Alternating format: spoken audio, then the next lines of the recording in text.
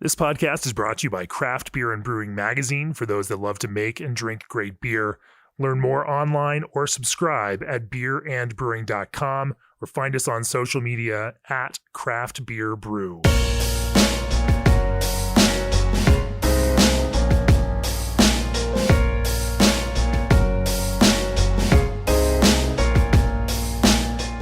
It's episode 287 of the Craft Beer and Brewing Podcast, and joining me from Chicago remotely is the Chief Marketing Officer for Revolution Brewing and also the person behind the Beer Crunchers blog and the Beer Aficionado social medias and funny sketch comedy out there on the TikTok and Instagram and all of those things. Doug Veliky, thanks for joining me on the podcast, Doug.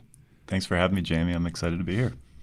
Last time we talked, I think it was mid-pandemic, sometime in late 2020, and as we were reaching out and trying to make some connections in our isolated worlds, it's taken us this long to get together and have a conversation. But I read a fantastic blog post that you put up on Beer Crunchers talking about what's in store for 2023, and so I thought this would be a great opportunity to talk about what's next in beer for this probably tumultuous year. It's shaping up to be an interesting one so far. 2022 was certainly caught us by surprise in a lot of ways also, and some of the things that we thought were going to happen aren't happening, and some of the things we never predicted would happen are happening. And so for this conversation, we're also going to excerpt this into our Brewing Industry Guide as a conversation within that business-to-business approach. So this will be kind of focused on craft beer business and kind of the broader soul of craft beer and business of craft beer all together. Looking forward to picking your brain on what you see happening out there from your unique perspective, having run with that kind of financial background, CFO background, as well as looking at it from a marketing perspective with Revolution in this kind of beer business side. We're going to talk about all of that, but first, for years, G&D Chillers has chilled the beers you love, partnering with 3,000 plus breweries across the country. They're proud of the cool partnerships they've built, offering 24/7 service and support. G&D builds with non-proprietary parts, expert craftsmanship, and constant innovation. G&D's in-house engineering crew have been piping breweries, wineries, and distilleries for over 30 years. They're offering free piping design and consultation with the sale of every chiller they build. Reach out for a quote today at gdchillers.com or call to discuss your next project. Also, this episode is brought to you by BSG, distributors of TNS hop oils. Looking for a way to save on freight, reduce waste, all while improving beer quality? Then change your brewing game with TNS hop oils. Visit bsgcraftbrewing.com to learn how TNS hop oils can make your beer and your margins better. Doug, we normally kick off the podcast with a little bit of background. Why don't you give us some on you? What was that arc through beer for you, and what led you into pursuing this as a career and then getting deep into this business side of craft beer? Sure. I was an accountant by trade, studied accounting and economics, and then so I got my CPA, did a traditional audit route at one of the big four accounting firms, and then went into consulting for a little bit, but still like accounting-based consulting, helping companies with issues with their accounting. And that led me to going in-house at a company that kind of just happened to be in the beer business, which was Reyes Holdings. They're the largest beer distributor in the country, among other things, all tied to logistics. They do McDonald's, Coca-Cola, and used to do Broadline Food Service while I was there. So I worked there from 2009 to 2016.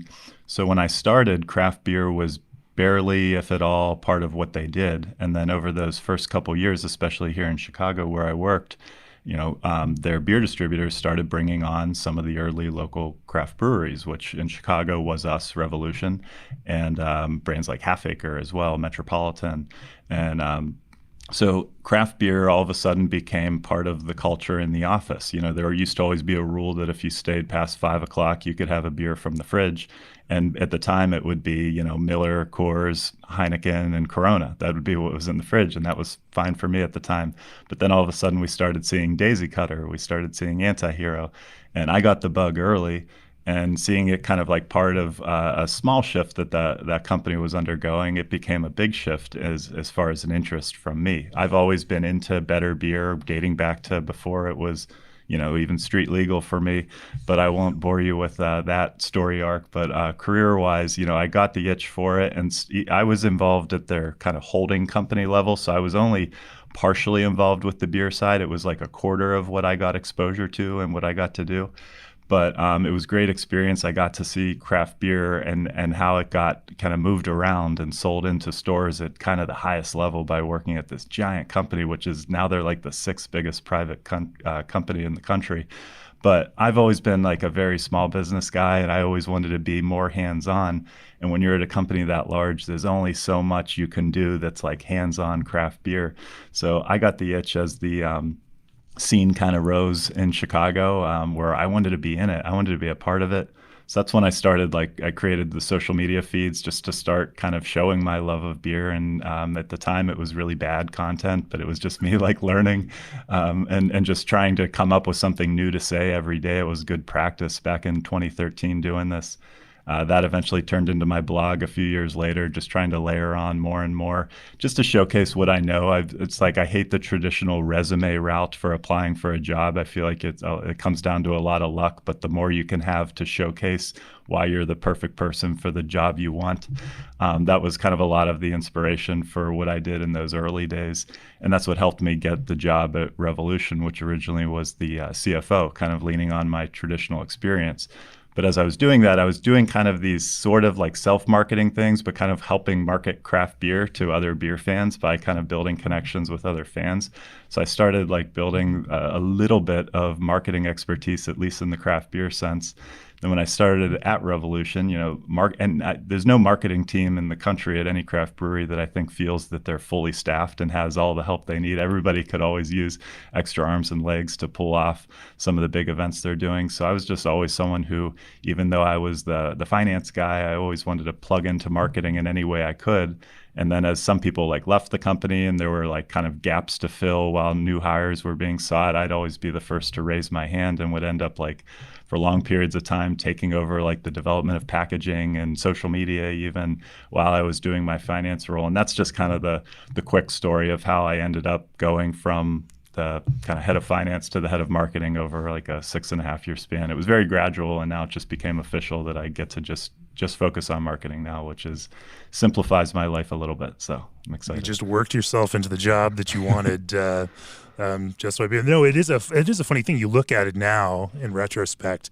10 years ago in 2013, as craft breweries started to pop up all over the place, it wasn't like there was this existing team of experienced, craft beer marketers that could, slot right into all of the roles that companies now and had in terms of demand for talent. And so, in a lot of ways, craft brewers had to invent the people to fill the jobs.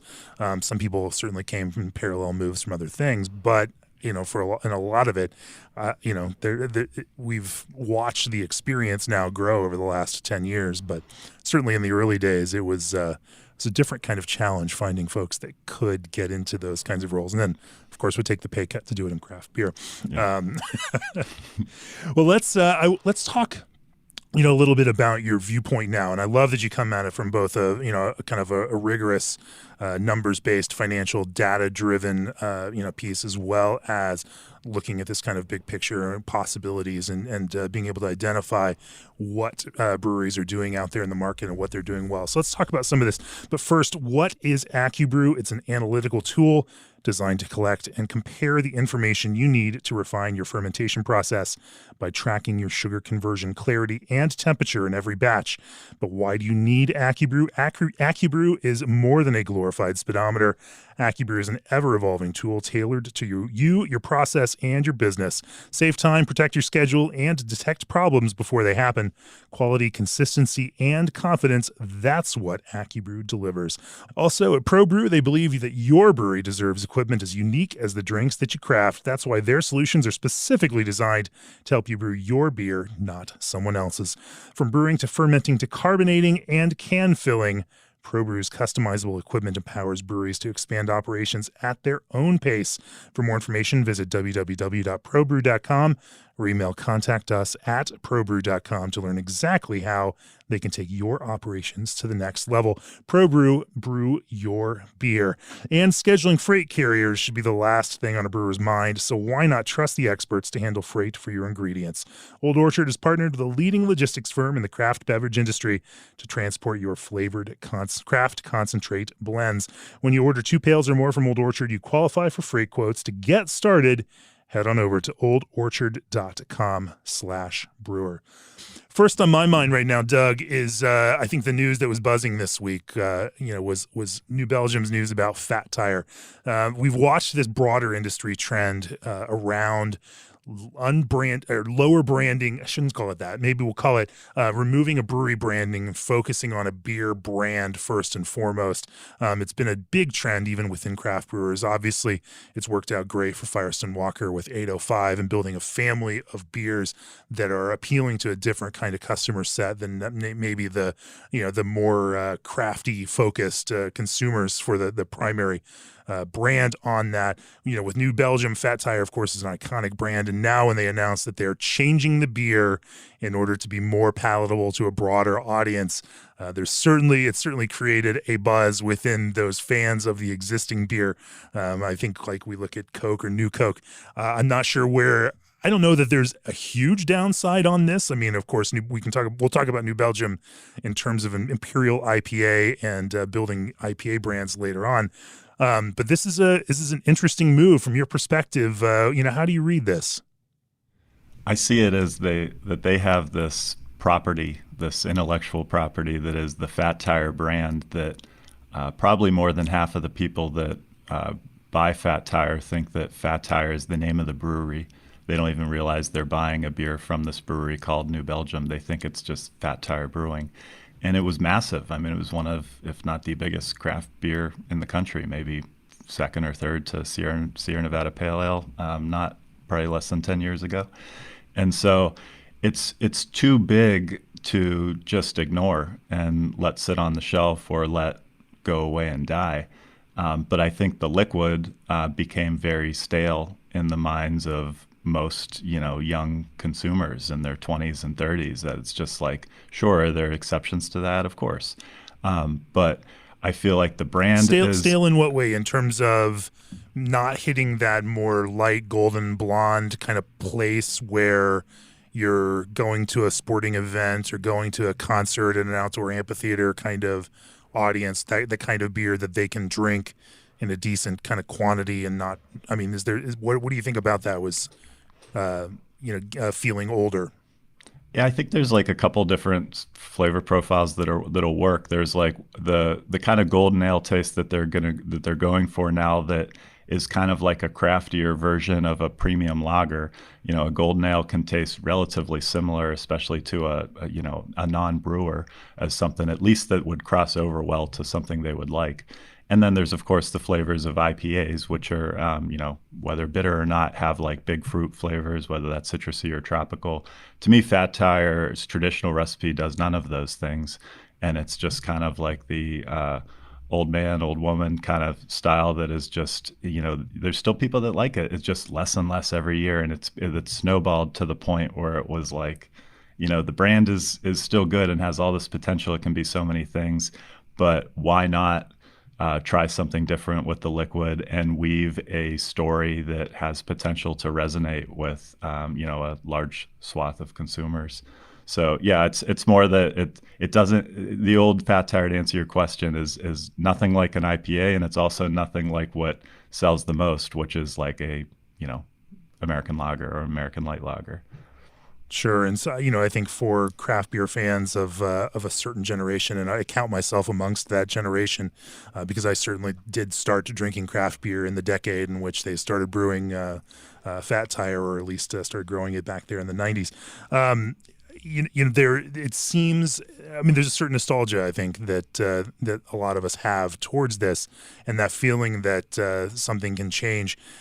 Feels like we might be losing something. It's funny how we collectively feel this sense of ownership over something as simple as a beer recipe. The other piece that I find really funny is that they had already changed that recipe. All right. When and they didn't even talk about it, but after Peter Bacart left the brewery, they went about revamping a lot of their recipes, and they just did it quietly and subtly. But some of the beers were, even with those, even taking the approach they had, they had been tweaking and tweaking. I think beers like 1554 tasted better than they ever had. Taking that kind of fresh, updated approach, making them what they are, and what the idea of the beer should be, but just kind of modernizing it a little bit. What This is another thing they did with it that I think is very fascinating, and something that just most craft breweries are not organized enough to do this, or not methodical enough as New Belgium is. But it's like this new beer was out there in the market for months and months and months, and nobody was talking about this change. Like, with the new liquid, with the new packaging, how did this go like 5 months until it became a Twitter story? And why are they not talking about it? Why could I not find this label on their website that's in the market? And I think they have a history of doing this, where they test things out. It's like they just did it in like 2 markets, probably their own and one other. And I think they're testing taking the New Belgium name off it and just seeing what happens before they make it, because this is a beer that's sold in 50 states. It's like we saw with Hard Mountain Dew. That didn't just go to 50 states. They pulsed it into 3 states to learn a few lessons before they, just go wide. I think New Belgium was trying to quietly get some reactions to this and see what happened with it, in case they wanted to make one last tweak or two before going wide. I'm sure they were confident they were going to do this, but wanted to see if there's anything they should change before going nationwide. And so I thought that was fascinating. And they've done this with other things. They've done it with Voodoo Ranger, where they've tested certain Voodoo Ranger brands, taking New Belgium off and then adding it back on. And that's smart. It's just something that most breweries don't have the luxury or the patience or the kind of timeline to go through those kind of stages of launching a new brand. brand building at that kind of scale, is certainly a risky endeavor. But it's funny, the success of Voodoo Ranger, in a way, has given them some leeway to work on and play with and experiment with the Fat Tire brand. It no longer has to be that giant tent pole holding up the entire tent. Voodoo Ranger as a brand is now bigger than Fat Tire, in terms of volume for the brewery. Now, let's talk about that a little bit. Through the pandemic and even continuing this year, when we look at the numbers of, beers that are selling out there in the market, you and I we look at those IRI numbers, and we, see what is selling out there in the broader world of commercial beer sales.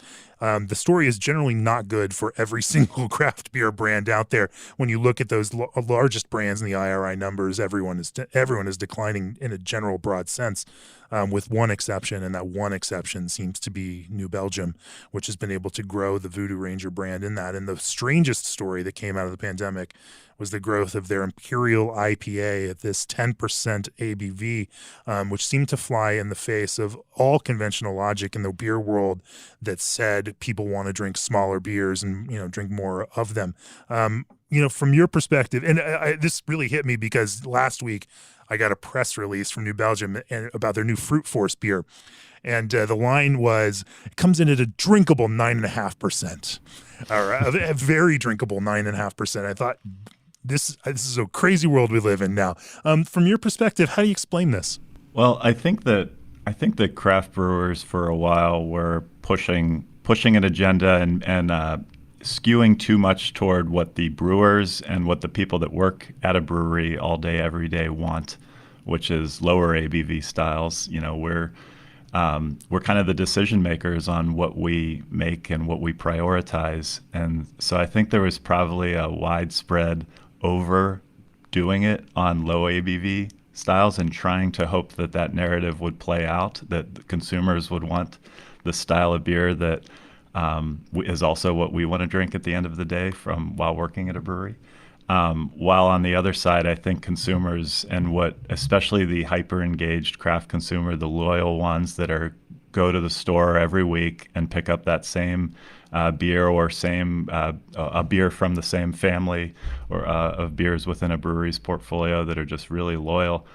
I don't think that's necessarily what they want. I think they want more. They want more flavor and they want more alcohol. And in a lot of cases, we talk a lot about how craft beer can't compete with macro breweries and the pricing that they offer, but there's a lot of instances where if you actually do some math on ABV to price, where a lot of times craft beer is actually a better deal. I think right now, if you look at our like IPA anti-hero and how much alcohol, that's not how I make decisions, but I think that has, if you look at anti-hero versus like Modelo on the shelf in like a six pack, I think anti-hero is actually a better deal for somebody shopping for alcohol. Now, obviously Modelo is a extremely popular brand and has a very, very loyal following.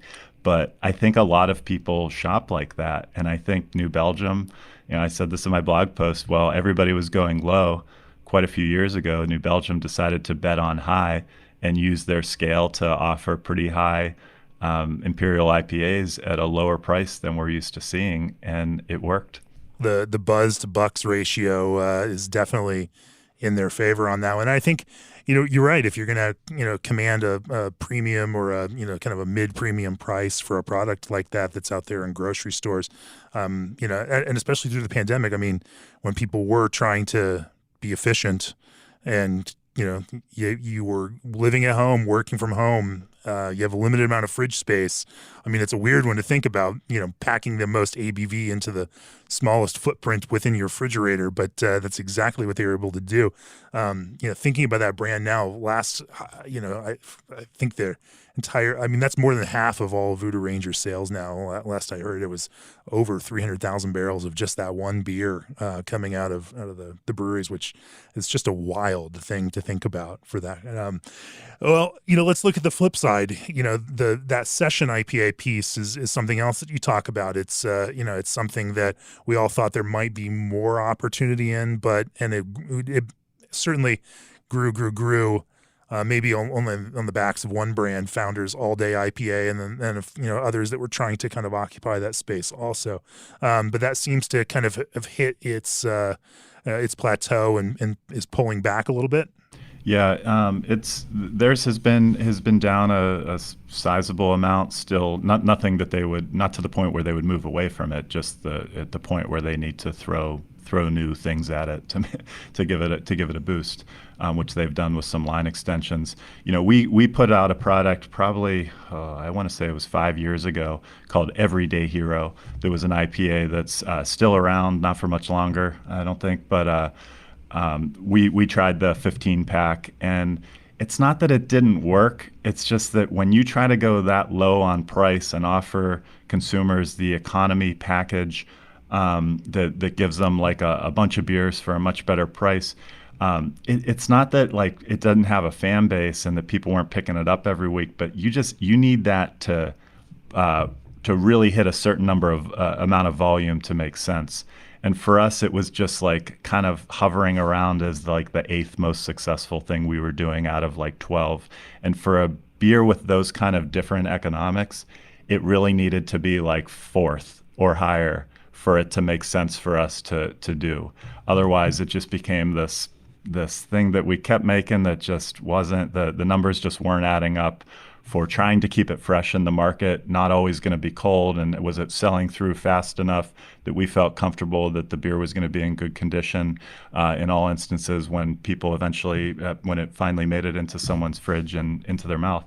And that's what we were just like getting nervous about, and decided like that this wasn't a big enough success for us to keep doing, and that we already have a year-round pale ale that's not the same, but it's close enough. I mean, it's 5.5%. Do we really? So we felt less of a desire to go that low, and we saw the low-cal IPA kind of come and go pretty fast in the industry. That might have just run into the worst timing possible of when those came out. But I just see it as something that's not going to go away. You're going to see plenty of breweries that release a session IPA, especially if you're a smaller local brewery that can crank out, 7 new beers a month with a label and a can. Like, why not?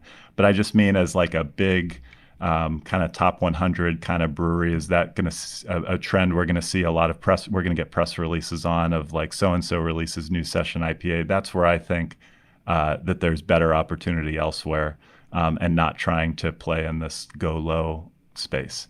It brings up a good question for me. When you are looking at this, putting on your chief marketing officer hat, innovation is necessary within the beer world. But then at the same time, you have to have revised expectations about how long any product, lifespan, what kind of lifespan they have, what's potentially possible here. As you all think about developing new brands to push this innovation piece, what's the expectation for those? How much, with everything, you've got to give it time to grow and you've got to put resources into helping it connect with consumers out there, but you also don't want to throw good money after bad and keep trying to prop something up if it's not actually working.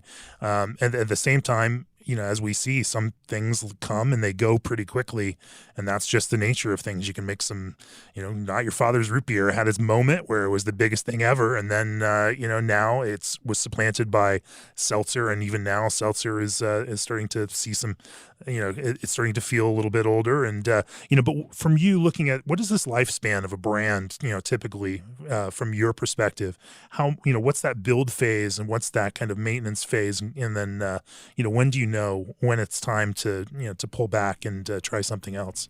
Yeah, I have this like imaginary line in my head that is the year 2015, and before 2015, give or take, of course, but that's where I felt building a brand went from easy-ish to really, really hard in terms of back then, like people will ask me like, we launched Anti-Hero in 2010. Technically 2012 is when it went into cans. And then in 2015, we released my favorite beer, which is Fist City, our pale ale. And I have all these people say like, I can't believe Fist City isn't bigger than Anti-Hero. No offense, but I like Fist City so much more. And I'm like, no offense taken. I drink 10 Fist Cities for every one Anti-Hero. I just love pale ales. It's like my favorite beer. But I always tell them like, Anti-Hero came out in 2012 when there was like 6 breweries in Chicago. And it was like the first brewery that screamed IPA and went for it and made itself accessible in like all the stores. And we just kind of went for it early. Fist City came out in this 2015, push into 2016 timeframe when there was 100 and some breweries in Chicago and everybody was throwing out everything, and a brand starts to sort of get lost. And launching a new brand wasn't as like, you didn't just get this instant notoriety. Back then, if you launched a new brand, it would just show up and everybody saw it on the store shelf. You didn't have to do anything for it. People would want to try it because there just wasn't an overwhelming amount of new like there is today. So now it's all about prioritization. So like if a concept for a new beer, or we have the liquid because we are always making just one-offs at our brew pub and on just like our one barrel system, if the concept for a new beer comes up and people say, hey, Doug, we think that this could be something big. The question always has to be, is it big enough to be one of our top 3 or maybe even top 5 priorities? Because my head always goes to our sales team. How many things can you give our sales team and say, give this focus? You cannot do that to 12 things. And we have over 12 products, but there's certain things, there's only so many, especially with something new that requires education, requires explaining over and over again. They can only ask a store to carry so many things, or a bar, they can only run through so many and encouraging the bar, this would make sense for you. So sometimes a concept will come to me and I'll say, do you see this being something that we push harder than Anti-Hero, Hazy Hero, Freedom Lemonade, Fist City, and this? And they're like, well, no. And I'll say, well, just so you know, that's never going to be successful unless we decide, yes, it is. So there's just only so many products you can go big with. And this kind of ties into another trend happening. This isn't something I really wrote about in my preview post, but this idea of brand extension, something that's been happening for 10 years. Every IPA for the most part we've made for 10 years has the word hero in it. So we create our own like Marvel universe of our own hero characters and theme them around the type of IPA we're making. That's been happening, and other breweries have their own versions of that. Firestone with the Jacks, Bells with the Hearteds. It's been happening. It's nothing new, but all of a sudden we're seeing a snowball effect of like more of these than we ever thought were possible are happening right now. And the biggest benefit of these, like building a whole family of brands, like a recent one was Dead Guy, Rogue Dead Guy Ale, also launched Dead Guy IPA. Yeah. And I said, like, this makes a lot of sense to me because now your sales team can go in and talk about Dead Guy as a family, and they can like have one thing they're talking about that could represent two, and I'm sure someday there'll be a third Dead Guy and maybe a fourth. But it just simplifies this complicated world that every brewery has built for themselves. Nobody has a simple portfolio for the most part. Everybody has done more and more and more. And now these brand extensions and keeping IPAs with something in common, like all of them having Hearted in it, all of them having Jack in it, in our case, all of them having Hero in it, just makes it easier to explain that if you see Hero, you know that's a riff on IPA of some kind from Revolution.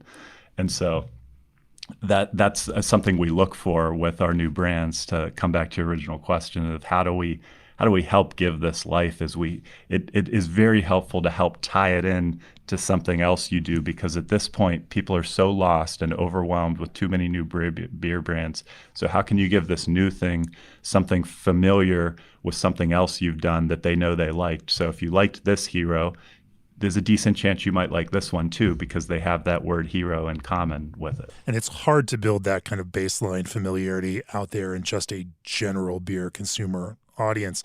But that feeling of trust that you can build because they've had a good experience with one can potentially extend to the other. Now, there's also a downside to that, that if you don't fulfill on the promise that of that original brand and that then their relationship with that, then you could spoil that customer on the entire thing. Absolutely. Yeah, that's why I've seen some breweries be willing to go outside of a style within a family.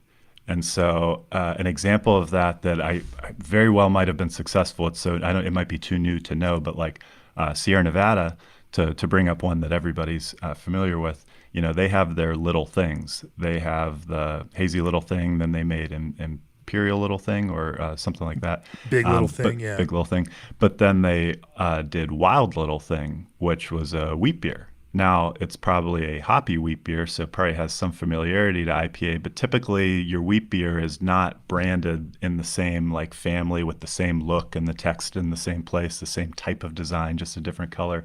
A lot of breweries, including us, don't let the style, a different style, come into a family that's known to be one thing. In this case, the little things were IPAs, and then all of a sudden they're kind of not. They have the wild little thing. I've never had that one, so I don't know how much that is like a sour versus like a sour IPA.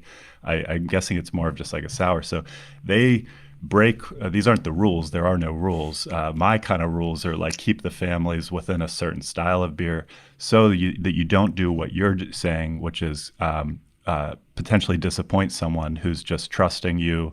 Oh, another little thing. I like the other little thing, so I must like this one, but has never had a sour beer before. That's a risk you take. And it has the potential to really work out for you by someone saying, oh, I've never had a beer that tastes sour. I actually like this. They had it on a hot day outside. This is great. But then you're going to get also people who are like, whoa, something's wrong with this beer. This is infected. I'm sure you get some of that too, because some people don't read everything or just choose not to put that much thought into it. They just see something they know and trust and they grab it. And that's how a lot of people shop. Yeah, I think with Wild Little Thing, it almost feels like the acidity there is, fruit derived more so than just sour, beer kind of culture derived. And I think that is a fascinating way to think about the flavor, commonality between the family itself. That if you're already in a, fruity, hazy, fruit-driven hop character there, that, potentially it does make sense to drive more of that fruit flavor, even if that fruit flavor brings more acidity with it. I hadn't even thought about it in those terms before you just mentioned it, but I think, that's Sierra Nevada thinking several steps ahead of folks around that. But I think you can also see it in the kind of Mind Haze, Firestone Walker, realm, where they are now extending this IPA line with fruited beers. Because again, if you are into the kind of more fruit forward flavors of hazy IPA, it can be a natural extension then to jump into actual fruited beers on top of that. For sure.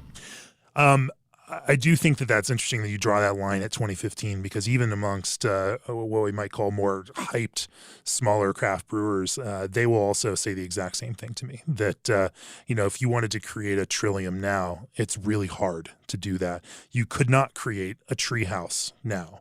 That is a product of a very particular time and space in that kind of 2013, 2014 growth phase, and then the door kind of shut on that. That it has been exceedingly hard, and there, of course, no one has done it since Treehouse has done it. There's no way to build a 50,000 barrel brewery where you sell every bit of your beer on your own premise. I mean, or almost all of it. I mean, it's absolutely insane to think about it that way.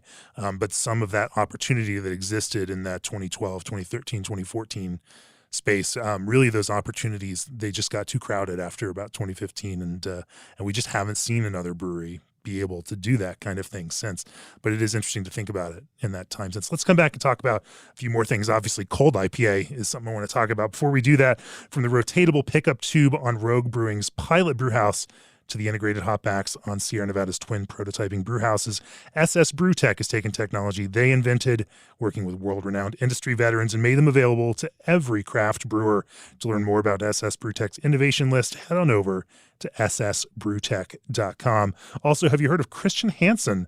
They're the fermentation experts with over 100 years experience in dairy and wine, and they are now bringing that knowledge of microbes to brewers with their Smart Bev range of frozen liquid yeast and freeze-dried bacteria. This portfolio allows for consistent performance at the brewery and produces a range of high-quality brews. Reimagine what your beer can be. Go to chr-hansen, HANSEN.com to learn more about the Smart Bev line of products.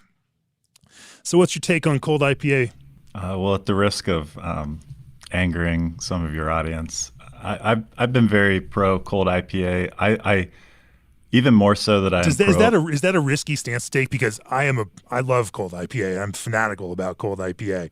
And I know there's some curmudgeonly brewers out there that want to hate on it for various reasons, but I find it a very compelling expression of that kind of evolution of West Coast IPA. Yeah, I've had a lot of fun, kind of like making jokes on social media, not because I'm this like cold IPA evangelist, though I might masquerade as one, but more just like I like having fun with the tension that something in the beer industry can create. And so I just like will play almost both sides of the, like I will make fun of cold IPAs, and I will also encourage our brewery to make one because I think that they have, I have a case for them, and that I think was worthy of doing, and we have made one, just one, but I'm a fan of them.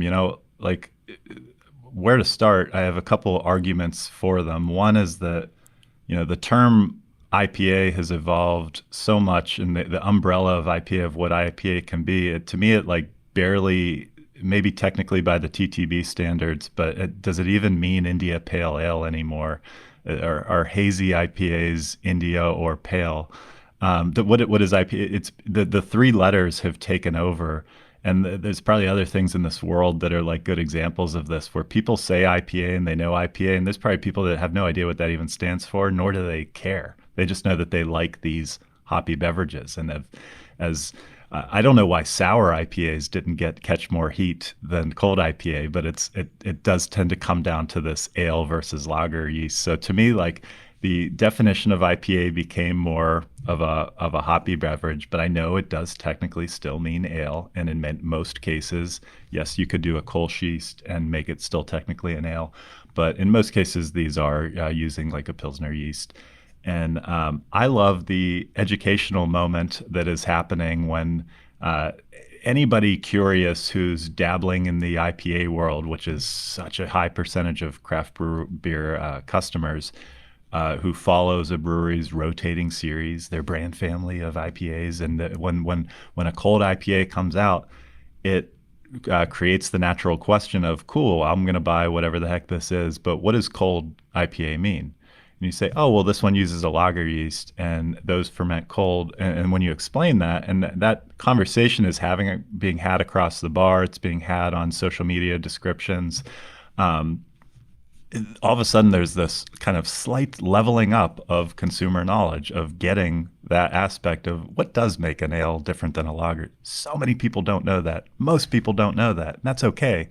But I love when a style has a chance to have that extra something that creates a natural question.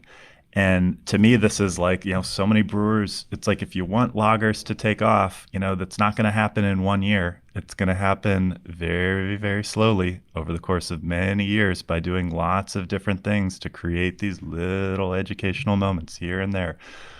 Little experiences the consumers remember and slowly build that lager fandom amongst former IPA fans, not former like they're done with it, but getting people to bridge into it. So I've always thought of cold IPA as this. I've created a meme once of a drawbridge where the drawbridge was halfway up and the drawbridge is cold IPA. The side of the connected is IPAs, and then the across the river is lagers, and cold IPA is this like drawbridge. And so I've heard all the arguments against, and I respect them. I have no problem with them, but I'm all for it. I find it interesting, and I think the more that we drill down in this world of brewing, the more you realize that the lines that you thought existed don't really exist technically. That when we create definitions of things, that those are broad descriptions and they are not all encompassing, and then they are very imperfect at absolute best. And that the way that people are fermenting ales, and oftentimes are now fermenting even Chico yeast in the same exact temperature range that other brewers are making cold IPAs and fermenting with their quote unquote lager yeasts. And so things again are much more complex, much more technically mixed than we might want to admit around those things. And so the clear ideas we have, and I guess there are certainly those folks that get tied into some of those historical definitions of things and have a hard time admitting that the lines are blurrier than they are. And that's, I think, where we find some of the conflict around this. But I think one thing that you can't deny is the idea of cold IPA as a thing, as a brand. It's really good. Like, it sounds good because just as an objective person, I hear cold IPA and I want to drink about 10 of those to every one India Pale Lager that somebody might put on a menu. That cold IPA just sounds better, for a consumer. Another thing I say is, India Pale Lager died for a reason. People didn't like them. So in that time where it was kind of away from most places, no offense, Jack's Abbey, I know a bunch of places like kept them going. But in the general sense, breweries were not making India Pale lagers. And then in that time, a whole new swath of hop innovation happened. New hop varieties that focused on different flavors came out, and then not to mention all the other like slight tweaks to technique that most cold IPAs execute on. When you make those changes, that yes, they use the many things in common with the original blueprint of an India Pale Lager, but so much has changed from when those were out and failed and went away for a reason. If you're bringing them back, why would you call it that same old name that stopped working? Why wouldn't you want to put a new spin on it? And I know people would say, no, that's okay. We just don't want it to be IPA. We're sick of IPAs. Totally get it. But the reason it's happening is just the familiarity with the style. You attach IPA to it, you're going to get more and more people willing to try it. And it's just kind of like one of those concessions that I think you have to make because it works. IPA is like it's like the meta brand brand family. Like, it is the ultimate overarching. If you like this, you might like that. Kind of connector between those. Certainly, maybe it's lost. It undoubtedly is lost. Some specific meaning there, but at the same time, I mean, as an industry, you can't complain when consumers have this general knowledge and feel like they may like something because it is encompassed in this term. And of course, it's just natural for every business to find those ways to try to draw those connections. But that brings up another interesting point. Let's talk about lager. This is certainly something close to brewers' hearts. We are watching this increasing growth of lagers. And, from what I can tell, all of us within the beer industry, we're looking nervously on this over the last few years. Like, is this a real trend? Is this something that we are just willing into being, or are there actual commercial legs to this? And I think at this point, brewers are doing a great job of educating consumers about this, of trying to create a value proposition for the idea of craft lager, which is hard since there are decent lagers out there in the general market that are much, much less expensive than what a craft brewer would need to sell their product for. And very well very well marketed. Very well marketed. Exactly. And so, from your standpoint at Revolution, do you see real commercial legs to this world of craft lager? Out here in Colorado, where I can go down to Denver and I can get Czech lagers at Cohesion. I can get German style lagers at Bierstadt. I can there are at least 5 or 6 different lager only breweries within the kind of metro Denver and extended suburbs realm. It's fascinating to see just how specialized some of this can get, but even within some of the larger brand families, how are lagers doing in this kind of scope? Have you been able at a Revolution kind of scale to connect lagers with craft consumers? Not really. We try, and we will continue to try as long as we exist, I believe. But it is a struggle, I'll be honest. Like, we have a year-round Pilsner, and it's our brewer's favorite beer, and it's our worst seller. But it's not something we're trying to make go away. We keep it local, so we only need the Chicago audience of retail to support it. But it's great. People love it. Our regulars love it. Again, our employees love it. It's just, and it's pretty affordably priced compared to every other craft lager out there. It's just, you can only, there's just only so many people out there that are willing to pay that craft beer price, that over $10, the 11, the 12, the 13 for the 6-pack or 4-pack of a craft lager. It's just still small. It is growing. It's just growing slowly, which is okay. Slow can be healthy and sustainable. But as an IPA brewery, it's even harder. And we have 3, probably more breweries, 2 in the city, 1 in the suburbs. Shout out Dovetail, Metropolitan, Goldfinger, who are making exclusively or pretty close to exclusively all lagers. And I think more and more markets now have at least one of those, or had one and now have 2, using like Bierstadt in Denver. But you've got other ones now doing presenting lagers and making it a big focus of theirs. Again, it's hard to do so many different things. And we are dying to try to crack this nut and have a lager. And my mind is constantly racing of the best way to be successful doing that. And it's like, do you try to compete on price and do what I was just talking about with the session IPA, and what makes that hard? And how do you, is there a demand for this IPA brewery to make an American lager? That's something I think about a lot. And I think, like, no, not really. I mean, yes, we have these loyal diehards who are maybe exhausted from IPA that would love a beer like that and would totally drink it in our tap rooms. But trying to sell big 12 packs or larger is just a whole different game, a game that's like really, really hard to compete on.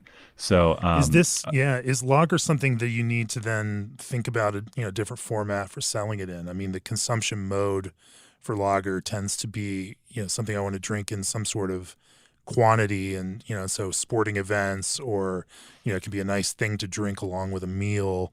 Is that more draft focused than packaged beer, where I want to buy my 10% beer and package to take it home, and versus the lager that I want to drink when when I'm out someplace and have to drive myself home?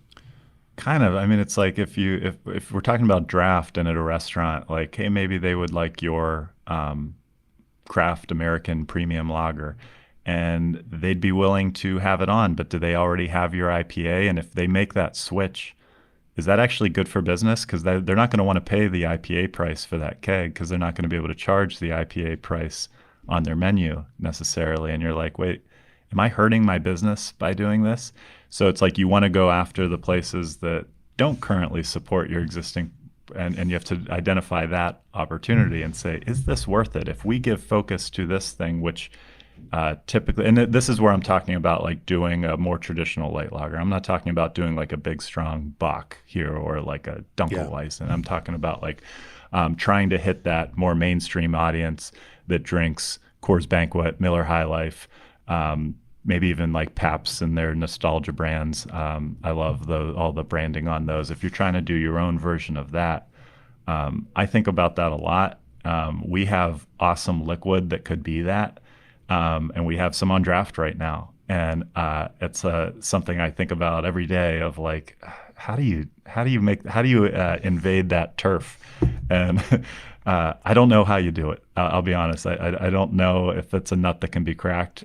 You can always do the Firestone 805 model, which is kind of almost spin this thing off and into like its own animal, but you have to have a huge amount of money to put behind that to get people to know what it is. You connect it to a lifestyle and be more than just this new liquid, but connect it to your locality. That's what they did there with embracing California. Miller, Coors, they can't compete with that. They can't make their lager embrace the California vibes because they have a whole country to worry about. But if you're just the focus of that is California, so they can lean more into what would resonate in this turf where they're going to really push this the hardest. So I think that's part of the way to make this successful. So for us, it's got to be something like heavy Chicago. If we're going to sell this, most of this in Chicago, how do you make it lean into Chicago?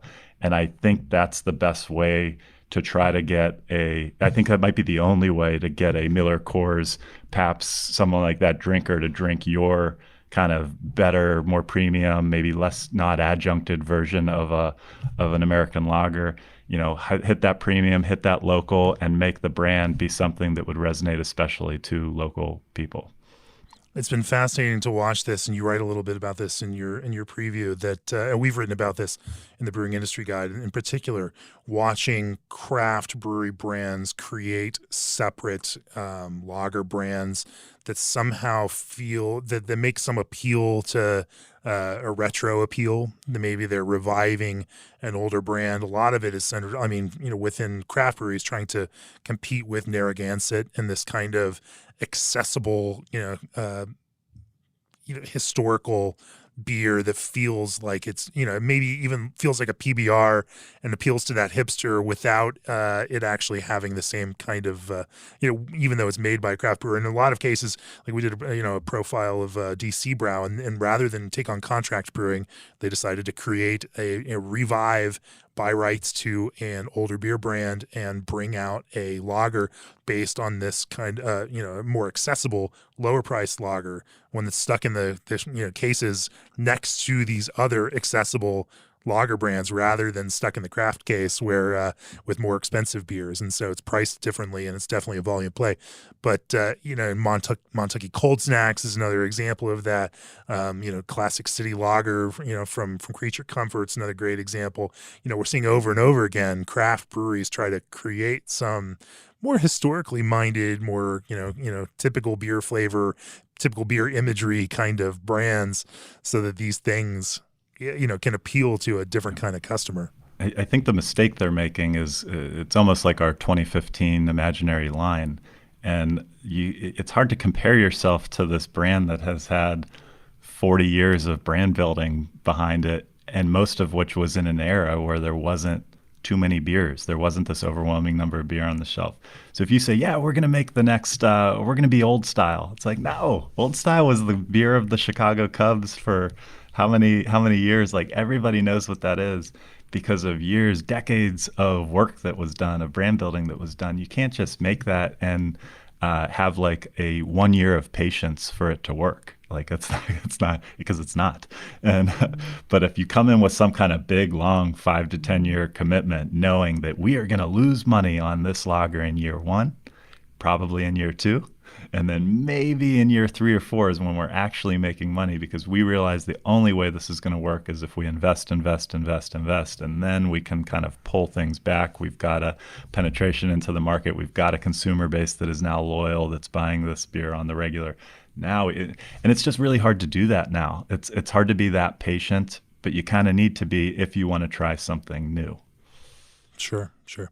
Let's talk about fruit. Fruit's a subject, again, maybe a polarizing one, maybe even a little more polarizing than cold IPA among certain circles. Over the last 10 years, the growth and prevalence of fruit in beer has caused some traditionalists some chagrin, but at the same time has opened up the beer category and made craft beer and the experimentation in ways of using fruit and finding ways to build those flavors that connect with people. It's created a lot of consumers for craft beer who might not have defined themselves as craft beer consumers before some of those products existed and with the kind of ubiquity that they do now. What's your prognosis for fruit over the next couple of years in beer? Where do you see this going? What do you think the challenges are? What do you think the opportunities are? Well, I think fruit is great. It kind of helps you attack the fan who doesn't like the taste of beer, and you can kind of use fruit to, change their mind a little bit on that. And so, I think it's an incredible vehicle for in IPAs. It's fine. It's like sure, I have no issue with it. It's not.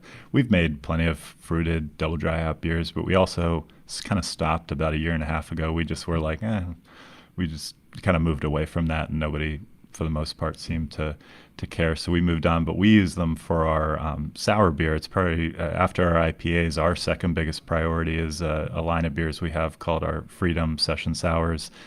They all have a very tight continuity between them in that they're all exactly 4.5% alcohol. They all use the same base beer, but then are treated differently with fruit. Occasionally a natural flavor, but usually just straight fruit for them. And those work great. I mean, those are like helping us develop a new audience because there are people that don't like IPAs and don't like lagers, which I'd call, beer that tastes like beer in a lot of senses. But they like these. And we've tried to position them as not like a wine, not like a cocktail, but that people that like wine and cocktails, but maybe don't want to have that, you can pay the price the next day for drinking a little too much wine, but there isn't like session wine out there, or if there is, it's not a very big thing. And we've tried to position our sours, which lean on the real fruit as the primary talking point, whereas like in a world of hard seltzers that were mostly those essences that don't necessarily, blow you away with flavor. We've been able to change that by using actual fruit in these and make them resonate and open up the doors to someone who I love the idea of, supporting a local craft brewery. And I like that they're kind of down the street from me or in my neighborhood or that I can go to the tap room, but I just don't like IPAs. I don't like lagers. Fruit has the opportunity to open doors to almost any style. And it's not that it has to be IPAs and sours. That's what I've hit on. There's fruited lagers now, which not totally what I'm pushing, but I have no issue with them either. One of my favorite Chicago breweries, I think, is doing a lime lager, and I've seen others in my blog post. I think I showed a picture of one that Stone did, and that makes Even sense. 805 has yeah, their lime Mexican lager. yeah. Sure. It's just a way to differentiate and kind of open the door to someone who's like, well, I don't really like lagers, but lime lager, I might like that. I like Corona with a lime, so maybe I would like this lime lager that they're selling. So I have no issue. I don't see much of a downside to trying fruit in a beer of just about any style. There's certain angles where I think it's a better opportunity than others, but I'm all for it. How much life do you think there is in this fruited kettle sour, quick sour, kind of category? We watched hard seltzer grow at a phenomenal rate, but at the same time, now it seems to have kind of hit a limit, and and it does ask that question. Amongst consumers, that balancing that wanting to consume something clear and quote unquote clean, whether it is or not, it appears that way to people. And so it fits that kind of mentality, but also low calorie. That seems to exist in tension against this idea of newer generations of drinkers wanting that flavor. And we see that in so many other ways that they have a heightened sense of flavor because everything that's hitting their palate across the entire food and beverage spectrum is more flavorful now than it may have been 10 or 20 or 30 years ago. Their coffee is stronger. The spice in their Chipotle is heavier. And so especially, and I'm just talking about in an American context primarily here, we have grown more accustomed to greater intensity and more contrast in everything that we consume. Even our televisions can hit a higher color gamut, more sharpness, more brightness, more contrast. And so all of our senses are growing more and more attuned to this kind of heightened intensity. How do you then see this kind of, the future of this category, and where do you see that kind of kettle quick sour thing going over the next few years? I think it can go nowhere but up, in my opinion, because I think it is so tiny. It's microscopic, and like our sour line, we're not even in. I don't think we sell it in 10 states, and we're like the seventh biggest sour in the country or something. Just to give you an idea of how small the category is. That some of the challenges are like the term sour. Is that the right word for these? I think it's becoming slowly more and more accepted. I don't think there's ever going to be this year where the growth chart like goes parabolic and goes straight up. But I think thanks to things like kombucha, I think kombuchas have just like a major crossover to what sour beers taste like. Obviously there's quick sours versus barrel aged sours, and to different degrees depending on which we're talking about. But if we're talking about quick sours, like I just think the familiarity with those, when those were being made in like 2013, when everybody would trade for Westbrook Goza, like those were like really intense, and a lot of people like kind of exploring were all for intensity. And then now it's like, hey, let's dial that back a little bit. Let's make these something that don't make you wince, or wouldn't make someone trying their first one wince and say, no way, get that away from me. That is gross. Like they've really come down and become more approachable. In terms of acidity level there. Yeah. Yeah, exactly. So I think just the boom of kombucha, young fans, I think sour is a little bit counterculture. I think people are like, it's not cool to like IPAs anymore because everybody, it's almost like cooler to say I'm sick of IPAs. And I think sour is so small that it's a fun, like some people want to try something just because it's different and just because they're tired of IPAs being all they see on the shelf. So they're open to trying them. I wouldn't read too much into like trends and scan data, because we're still looking at really weird, the data we're looking back on is not good data. From when are we looking back on a time where bars were closed in so many areas, and so the only beer you could buy was beer from the supermarket, to the point where now bars are much more so open. So of course people are buying less beer at the store because they're also going out more often than they were a year and a half, 2 years ago. So there's some of that, but I think sours are still very healthy, and it's so tiny. It doesn't take much. All it takes is, Sierra Nevada moving their Wild Little Thing from their 5th priority to their 4th, and all of a sudden the whole sour category looks like it's up. One like change in that of what a major brewery, that's how small it is. That if New Belgium decides Dominga, let's make this let's instead of Dominga being our 5th, let's go Voodoo Rangers, Fat Tire, and then let's go Dominga 3rd instead of whatever the heck was 3rd before that. All of a sudden, sour could be up 50% just from New Belgium deciding let's go for it with this brand. So it's just so small they can move at that the markets point. like that. So yeah, it's like that's why I don't bother looking too much at scan data on sours, and you just kind of look at what you're doing, where you're putting it in the ranking of things you're focusing on, and asking your sales team to hit hard on in the market. And the success it's going to be, you kind of get what you put into it. Do you see that the changing consumption places and occasions, are going to create more opportunity for that? Do you see more brands pushing that up one spot in priority, just because now there are more places and times when people might make that consumption decision? Yeah, so I can give a good example from my own experience of what we did. We had a year-round sour called Freedom of Speech, good name for a peach beer, haha, Freedom of Speech. And then that was doing well for us, and we decided right when pandemic started and variety packs were hot, 12 packs were hot, everything was working, in favor of, hey, let's make 4 of these and let's make a 12-pack variety pack. So we did that. That was going well. And then this was a big project of mine from the brand side, not so much the liquid side. But I wanted to say, knowing that that term sour was still like a educational hurdle or doesn't sound appealing to everybody, and how do you get past that? So we made our next entry into this series of this, what was turning it, which went from one brand to a whole family of brands. Our second biggest was like, how do we put a familiar concept behind this? And so we launched a beer called Freedom Lemonade. So it had the freedom connection of freedom of speech, but called it Freedom Lemonade, where we use lemon puree, but also use a simple syrup that we make, and still like all the others, 4.5%. So basically, we took a familiar concept that everybody knows, that everybody loves to drink in these situations, and put that behind an existing brand of Freedom, use the same base beer and everything.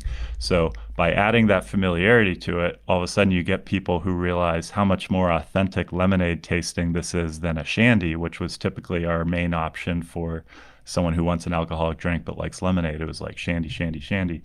So we thought we could, and we played around for a while with it, and we got something to taste like old-fashioned lemonade, but using our existing base and the simple syrup to give it that little bit of sweetness it needed to really make you feel like you're drinking lemonade, and then using real fruit. And so that was a smash hit for us, and was something that we had no major plans for on draft, and then turned into a draft phenomenon. We happened to launch 2 new markets, Iowa and Minnesota, just a few months after we launched that brand. So for going to these retailers who currently, we had never been in the market before, all of a sudden they were saying like, yeah, Freedom Lemonade is what we want on draft. And we were like, whoa, what about Anti-Hero? What about this IPA? And they were like, oh, we got plenty of IPAs, but we have nothing like this Freedom Lemonade. And so all of a sudden that brand, because of it being introduced at the same time we were going to new places, it took off as a draft option, and it gave us a chance to compete with something that wasn't like something that the 20 other awesome Iowa or Minnesota breweries that kill it in the market, they didn't have something like this. So it gave us an entry point, and hitting a different occasion, the educational gap is now like getting a shandy fan to try this and show that how we think it's way better than a shandy, and just connects to the theme of lemonade even better. But it has that sourness to it, and can open your eyes to thinking, maybe I do like a sour. That's right, because lemonade has that acidity. People expect it. They're familiar with it. They know it. It's not. It feels natural within that kind of scope. That's very interesting. There's so much more that we could talk about here. We haven't talked about hop water, non-alcoholic beer. There's a lot of other product categories that we just won't have time to talk about. But one thing I do want to talk about is some of the kind of turbulence that we're now starting to see. I think it's natural for all of us in the beer industry to see breweries closing, to see things like, the Brewers Association putting out statistics around last year about how many fewer brewery openings that there were. All of us, I think it's human nature to be tuned in to the bad news, and to be prepared for and have a narrative of things going the wrong way. I think we are finely tuned as human beings to sense danger, and that we oftentimes maybe sense a little more danger than we should, or that we draw bigger things out of some of the small things that we see. We are, however, now in this point where we've had a lot of breweries open. Not all of those concepts are going to work. It's natural within the world of hospitality. We no one has ever cried about the fact that a significant portion of every restaurant turns over every year. That's the nature of hospitality. That things come and things go. Some things work and they work for a while, and then they don't work, and then those business owners either sell or they change focus, or those businesses evolve in some way or another way. From your perspective, how do you feel about where we are in this world of craft beer business right now, in terms of openings, closings, of the kind of churn within the hospitality industry in general? And, beer is having to deal with this, moving from a packaged product business to, in a lot of cases, a pure hospitality business, a taproom focused or brew pub focused way of selling beer, which is different than packaged goods approach. And so that puts it into firmly into that world of hospitality, which has different dynamics, to that industry as a whole. From your perspective, what's your take on this? Yeah, it's tough because there's just so many different situations out there. There was an old Tony McGee, founder of Lagunitas, phrase that he used that I love and I think about all the time when I'm asked these kind of questions. And he said that, as breweries, we're all points on a curve, meaning the curve being kind of the lifespan and the growing pains and the maturation of a brewery. That's what the curve is. And we all started at different times and we all have our own sets of variables, but we're all on these curves. But there's not just one curve. There's like the curve of a national, maybe regional brewery, and then there's a curve of a brewery that's more of just like a brew pub, and all those different business models in between. And different breweries started at different times, invested differently. Some made every beer look like nothing like the other, and some focused more on the brewery itself and made the brand and the style of beer kind of secondary to building like we are this. And everybody's just so different. And then in pre-pandemic, late 2019, kicking off 2020, we were having tough conversations about the same things we're talking about now. And that was 3 years ago, over 3 years ago now. And then everything changed. We had the pandemic, then we had this, economics wise, we had this influx of cash in everybody's bank account where, thanks to stimulus, thanks to so many ways you no longer could spend your money, everybody had a little bit of extra to throw at craft beer, to throw at library sales and barrel age sales and all these premium products, especially in the first year of it in 2020, that between that and the PPP loan support that every brewery, most, if not all who are eligible, could apply for and get all this funds to basically take care of your labor and other expenses, and really took the heat off. And then that got kind of renewed for another round in 2021. And there was just like all these economic factors propping up a craft industry that was already showing some chinks in the armor of saturation, and then it just everything kind of got delayed until now. And now we're at the point where those we have credit problems in our country. We have people who have dipped too far into their credit cards instead of having all this stimulus hitting their bank account. Now it's gone negative on their credit cards, and the cost of everything is going up, whereas our wages aren't necessarily keeping up. And so there's just, it's not that the craft beer is getting crushed right now, it's that it's getting hurt by like 10, 15%, something like that, which sounds about right. I mean, pick any company you want that's a public company that's something you support, like a product you use, like Spotify or something like that, and go look at their stock price over the last 3 years and see how down every single company that's operating in a market, see what they're doing, and then look at how down craft beer sales, and it actually doesn't look so bad. And so we're in a stormy time where decisions have to be made, and not every craft brewery is the same. There are 2,000 barrel craft breweries that were founded by a husband and a wife that or they're like kind of they're like month by month in terms of making ends meet. And there's 2,000 barrel breweries that are a side project of a rich multimillionaire. And to customers, those are just two equally sized breweries, but they have very different factors where the rich multimillionaire can just be like, no big deal. Like, we'll have a few years where we're just kind of breaking even or lose a little bit. No big deal. Then there's others that's not an option for them. That can't be done. And then again, there's some that, invested so well in their brand. And then there's some that just relied on trend by trend by trend. And there's no real trends right now. There are, but they're not like there was from 2015 to 2019, where there was just like always something new you could glom onto that everybody was excited about.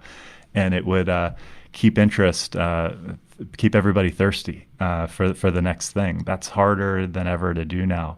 So like all these kind of like economic factors, just like my main thing is that just right now it just kind of depends on what kind of financial situation you are, whether this could be a time to like double down if you have the flexibility to do that, and that could make your brewery level up to the next big thing in this time. But then there's other breweries who just need to survive and just need to simplify what they're doing, get through this. It might not just be 6 months. This could be 18 months. This could be 24 or 36, but it'll eventually turn. And if you can whittle things down to making sure you're focusing on the things you're best at and not trying to throw too many noodles at the wall right now, and just lean into what's working for some that need to be more conservative and make sure they get through this and don't have that pile of cash sitting there to float them through this time. That's where I think it's all about focus, prioritization, and a little bit of simplification too. Sure. And I think what you say is exactly right. We look at the tech world that's now embracing large-scale layoffs. So, which in the scope of, I mean, you have to look at it in the sense of they added a lot of employees over the last several years also. And so there's still, that industry is still net up significantly over the last 3 or 4 years. You know, craft beer is still net up, even if it's hitting some short-term challenges that are hitting the entire macro economy and facing lots and lots of small family-owned businesses now too. And even we see it. You know, our costs increase. Printing costs for us have gone up 60% in the last 2 years. It's absolutely insane. And so just like everybody else, you try to manage, you try to make good decisions, you try to focus on those things that have opportunities ahead of them, and you try to put your energy into the things that people want from you, so that you can make sure that the business is in good shape going forward. Doesn't mean nothing's guaranteed, but at the same time, well, again, we're all just points on this curve, and we can't see the future exactly. We can just the net of it is that the lifespan of every business is different, but everyone will eventually end. None of this is forever, but they can be successful businesses and provide happiness to customers and to employees, and provide meaningful work for us during our lives here. And it's a pretty fun way to do it too, isn't it, here in craft beer? Agreed. Well said. Well, let's bring it to a close. G&D Chillers has partnered with 3,000 plus breweries around the country and offers 24/7 service and support. TNS Hop Oils can help you save on freight and reduce waste while improving beer quality. AccuBrew gives brewers like you unprecedented insight into your fermentation process. ProBrew solutions are specifically designed to help you brew your beer. Trust the experts at Old Orchard to handle freight for your ingredients. SS BrewTech has taken technology they invented, working with world-renowned industry veterans, and made them available to every craft brewer. And Christian Hansen is bringing their knowledge to brewers with their Smart Bev range of frozen liquid yeast and freeze-dried bacteria. Doug, if people want to learn more about all the things you're involved in, from Beer Aficionado on your socials to your Beer Crunchers blog, to, of course, Revolution Brewing, where do they find you in all of these kinds of spaces? Sure. On Instagram and TikTok, I use the handle Beer Aficionado. Try to combine some entertaining content, or me just making a fool out of myself, with some educational stuff too. Sometimes be in front of a whiteboard explaining how something works. So Beer Aficionado on those channels. Then my blog is called beercrunchers.com, and then that's the handle I use on Twitter. I do try to use each of those feeds a little differently, so it's not just a copy paste from one to the other, but those are the best ways to find me. Fantastic. Well, I appreciate your thoughtful, data-driven, as well as humorous approach to all of these kinds of perspectives on beer, but definitely a thoughtful way to look at all of these things. Doug, thanks for joining me on the podcast. It's been great talking with you. Cheers. Thank you, Jamie. I appreciate it. This podcast is brought to you by Craft Beer and Brewing Magazine, for those that love to make and drink great beer. Learn more online or subscribe at beerandbrewing.com, or find us on social media at Craft Beer Brew.